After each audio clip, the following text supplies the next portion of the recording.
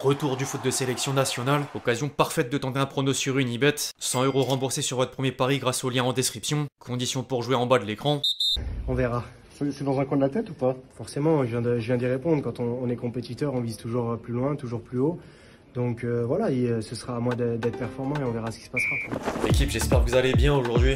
Nouveau 5, au programme du jour, un point sur les qualifications à la Coupe du Monde 2026 après la victoire de l'équipe de France contre l'Azerbaïdjan, les déclarations phares des nombreuses sorties médiatiques de l'équipe de France, dont Lucas Hernandez ou Upamecano ou encore Mbappé chez un média espagnol, le nouveau message de Laporta à propos de Lamine Yamal, une séquence mercato avec le Real Madrid et Maignan au premier plan, avant de conclure en images par la compile de buts traditionnelle. Bref, on va sans plus tarder rentrer dans le vif du sujet, mais juste avant les amis, je vous demande un service, le même que d'habitude, celui évidemment de lâcher votre plus beau like. Vous connaissez le dicton des youtubeurs, mais c'est important, merci vraiment à tous ceux qui le feront. Vous êtes les boss.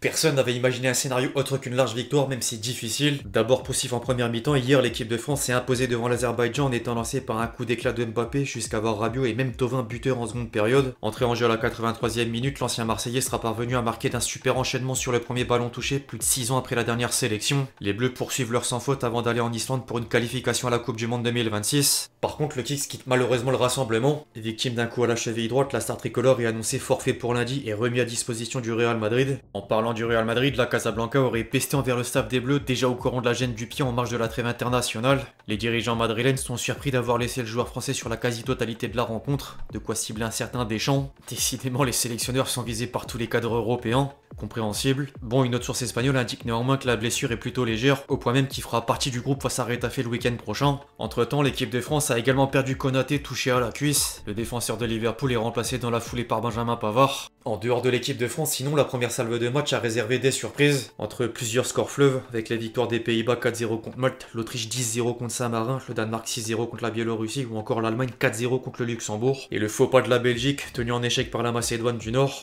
En parallèle, un quatrième pays africain prend une place au Mondial 2026. Tombeur de la Somalie grâce à des buts d'Amora et Marez, l'Algérie s'est qualifiée pour la compétition après 12 ans de disette. En revanche, la Guinée devra encore attendre avant d'obtenir une première participation historique. Au rayon des matchs amicaux, le Brésil inflige une manita à la Corée du Sud. La Seleção a profité des doublés de Rodrigo et Estevao pour corriger la bande à Hummingson et Kang In Lee. Derrière, l'Angleterre n'aura rien laissé aux voisins gallois malgré les absences de certains cadres comme Bellingham. Les tabloïds anglais ont d'ailleurs de plus en plus de doutes sur la relation entre le milieu de 22 ans et Thomas Tuchel. Sky Sports a rapporté que le récent démenti d'un problème par le technicien allemand n'enlève rien du mystère autour du rôle de Bellingham avec les Free Lions, de la façon dont il s'intègre avec ses coéquipiers en dehors du terrain, et l'atmosphère est totalement différente au sein de l'équipe lorsqu'il manque à l'appel. Affaire à suivre. Après une première session, les Bleus continuent d'enchaîner les passages médiatiques depuis leur arrivée à Clairefontaine, où Upamecano s'est confié dans les colonnes du Parisien, Lucas Hernandez au micro du Média Carré, Mbappé pour une interview à Movistar, et même Giroud, venu rejoindre la liste en étant interrogé dans l'afterfoot sur RMC. Le meilleur buteur de la sélection tricolore était encore ramené sur un éventuel retour. J'ai pas la volonté de revenir, j'ai reçu un super hommage. Si la mère patrie me rappelle, faudrait vraiment une énorme hécatombe pour me rappeler. Là, il manque 5 attaquants et le coach appelle pas. Il a bien compris que j'ai tourné la page. Maintenant, si sur un match ou un rassemblement, il y a besoin de dépanner, c'est pas mon style de refuser une sélection. Quand bien même j'ai annoncé ma retraite, pour rendre service, je pourrais le faire. Si le coach m'appelle parce que je connais les USA, on peut en discuter, mais on n'en est pas là. Upamecano est quant à lui revenu sur le ballon d'or de Dembélé. On a été dans la même école, on a connu les mêmes terrains. Je jouais contre lui en CM1, CM2. Franchement, j'ai pas les mots. On savait tous qu'il deviendrait un grand joueur, mais quand même, quand je l'ai vu soulever le ballon d'or, il m'a mis l'alarme. J'aurais dû être présent à la cérémonie, mais j'ai pas pu venir. Le voir remercier sa mère, sa famille, ses amis, c'était un moment magnifique. D'un autre côté, Lucas Hernandez faisait un compliment à Nuno Mendes.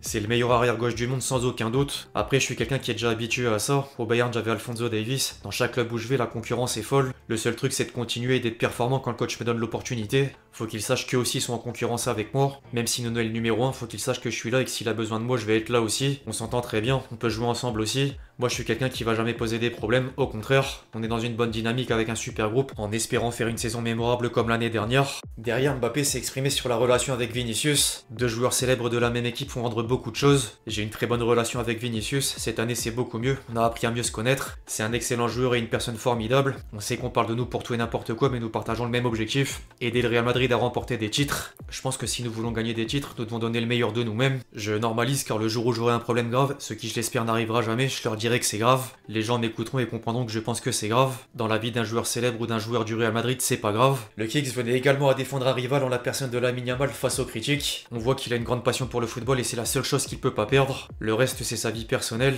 Les gens parlent beaucoup de sa vie personnelle, faut le laisser tranquille. Ils doivent accepter que c'est un grand joueur, mais dans la vie, c'est un garçon de 18 ans. À cet âge-là, tout le monde fait des erreurs. On fait des choses bien, des choses mal.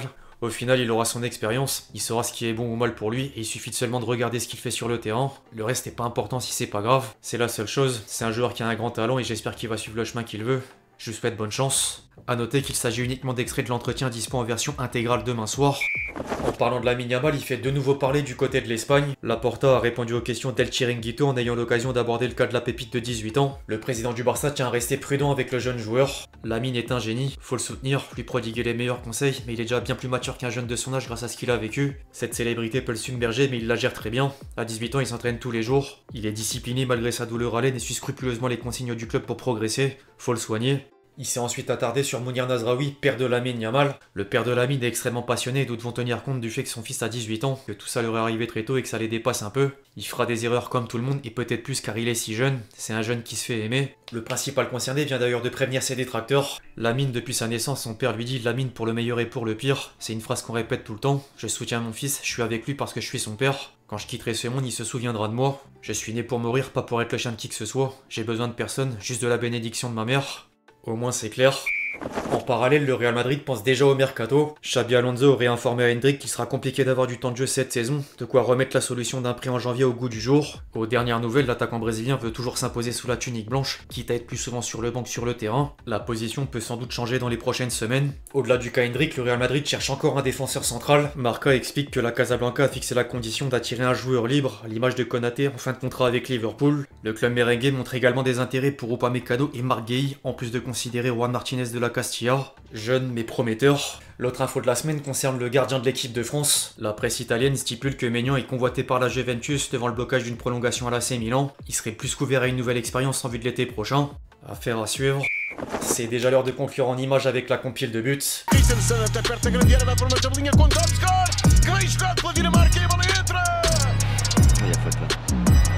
Allez, une fois, deux fois, trois fois, et avec le centre de Théo Hernandez.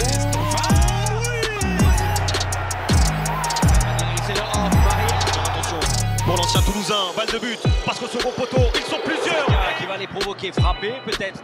Ça tente la chance. Oh, il est somptueux ce but. Enfin bref, l'équipe c'est tout pour le fact du jour, j'espère vraiment qu'il vous a plu, je compte sur vous si c'est le cas pour lâcher votre plus beau like, comme d'habitude. N'hésitez pas à réagir dans les commentaires sur tous les sujets qu'on a pu traiter aujourd'hui, puis d'ici là on se retrouve très vite sur la chaîne pour de nouvelles vidéos. C'était Lexchi. Ciao ciao.